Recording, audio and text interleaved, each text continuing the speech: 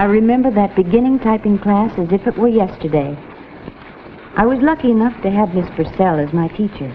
She taught us much more than typing. She was teaching us to get along in the business world, and typing was only a part of it.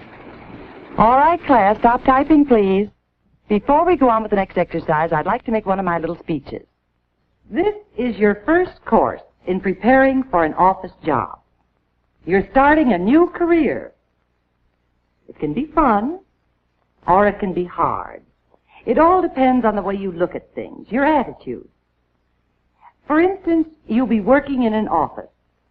Well, don't forget the golden rule works there just as it does anywhere else. Treat others as you want to be treated.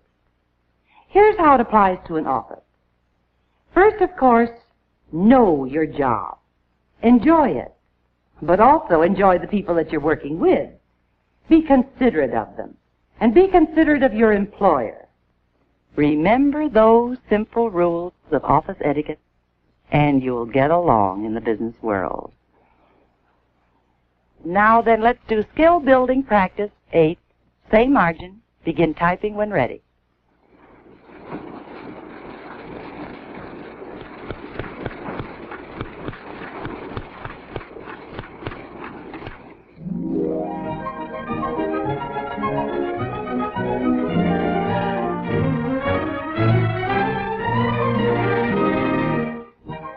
It wasn't till I got my first job that I really began to understand some of the things Miss Purcell told us.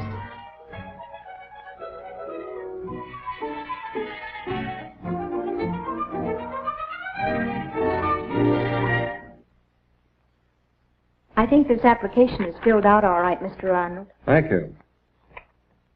I see you're a student of Miss Purcell's. We've a number of her former students with us. Her recommendation means a great deal here. I enjoyed being in her classes. You did very well on your test. Can you start Monday morning? Monday morning? Oh, that would be wonderful, Mr. Arnold. We're a small organization, Miss Spencer. We find that getting along with people is pretty important. Do you think you can do that? Oh, yes, I think I can.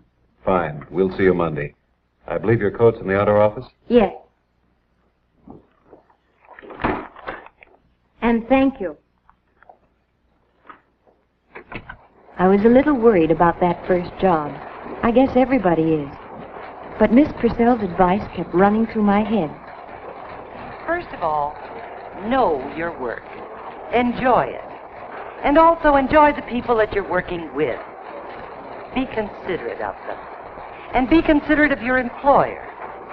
Remember those simple rules of office etiquette, and you'll get along in the business world. I planned to get there early that first day. I wore my good suit because it was plain and neat and seemed just right for an office.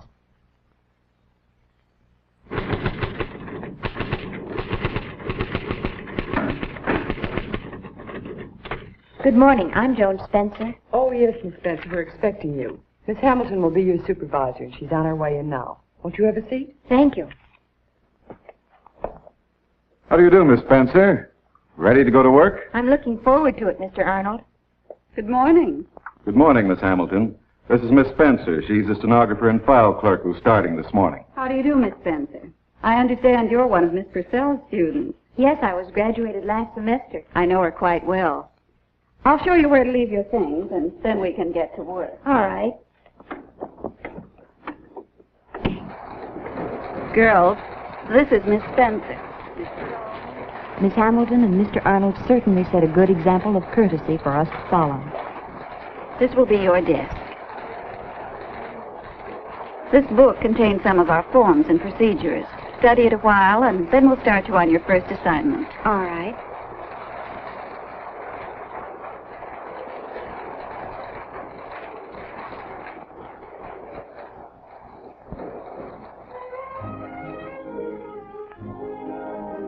The girls took me to lunch that first day.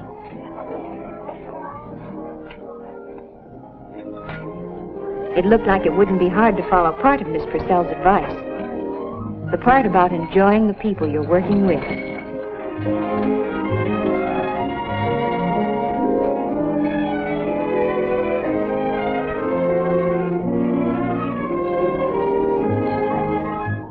The part about know your work was a little harder. I did a lot on my own those first few weeks. There was many an evening at home getting acquainted with the company's work and learning some of its business terms. What a long time ago that was. It hardly seems possible now there was ever a time when I didn't know those terms. But I found that I still had a lot to learn. Some of it I learned the hard way.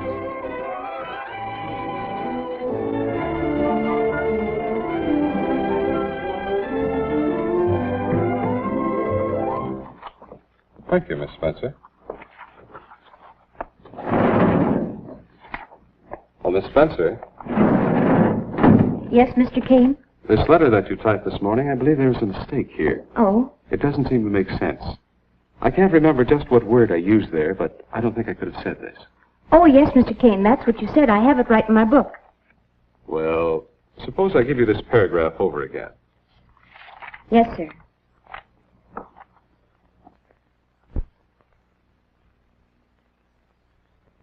In view of our current production schedule, we think it will be necessary to curtail our order, number 3256. I had made a mistake, of course. There wasn't anything that Mr. Kane said, but I learned then to admit my mistakes gracefully instead of arguing about them or offering alibis.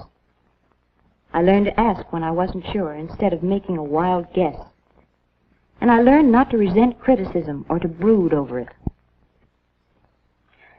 Since then, I've learned a lot of do's and don'ts about office etiquette by watching the others in the office.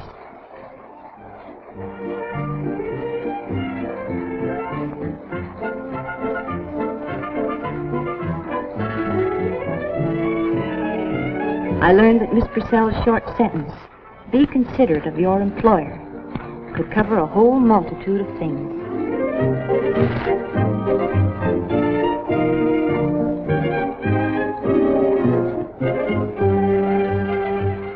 One of the most important things, of course, was doing office work during office hours.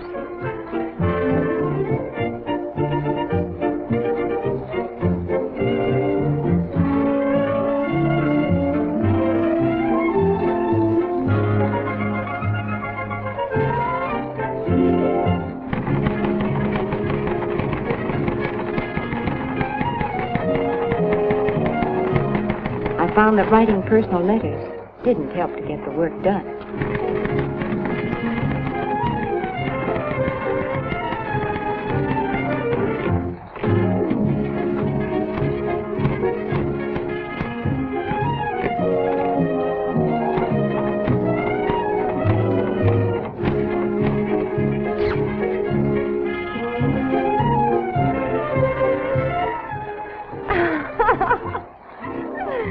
And who do you think we ran into? Joe. I learned that personal telephone calls interfered with business. Oh, I was so mad I could have slapped her face. No, you wouldn't think she was that kind, would you? Why, that little cat. I learned that it's only fair to plan your personal life so that you're always able to put in a full day's work.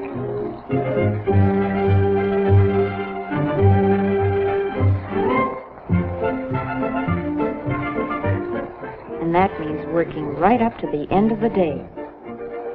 And I learned that a date after work is no reason to break the rule about simple dress in the office. I learned, too, the importance of consideration for fellow workers. Thoughtlessness often makes for extra work in the office. And hard feelings. I learned to mind my own business by watching some who didn't. Mr. Arnold wants to know if the insurance list is ready. It will be in a moment. Wait for it, won't you?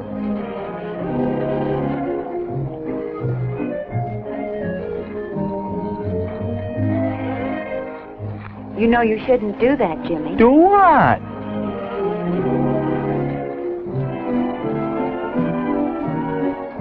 But most of what I learned came from the people who really know their jobs.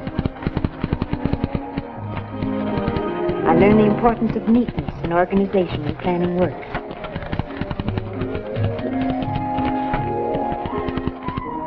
And even though I kept getting more things to take care of, there were times when I could help others, and times when they would return the favor.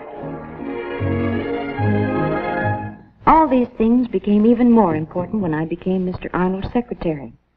His work included public relations as well as personnel, so I had plenty to do. I had more contact with people outside the company, and I learned the importance of consideration for them, too, and especially courtesy on the telephone. Good morning, Mr. Arnold's office. He's in conference just now. This is his secretary. May I help you? The Acme Printing Company. Oh, yes. Yes. No, that order was for 20,000. May we expect it next Tuesday? Oh, that'll be fine, Mr. Dahlmeyer. Yes, goodbye. Good morning. My name's Herbert Forbes. I have an appointment with Mr. Arnold. Oh, yes, Mr. Forbes. Mr. Arnold will be with you in a moment. He asked that you fill out this application blank. You may sit at the table over there.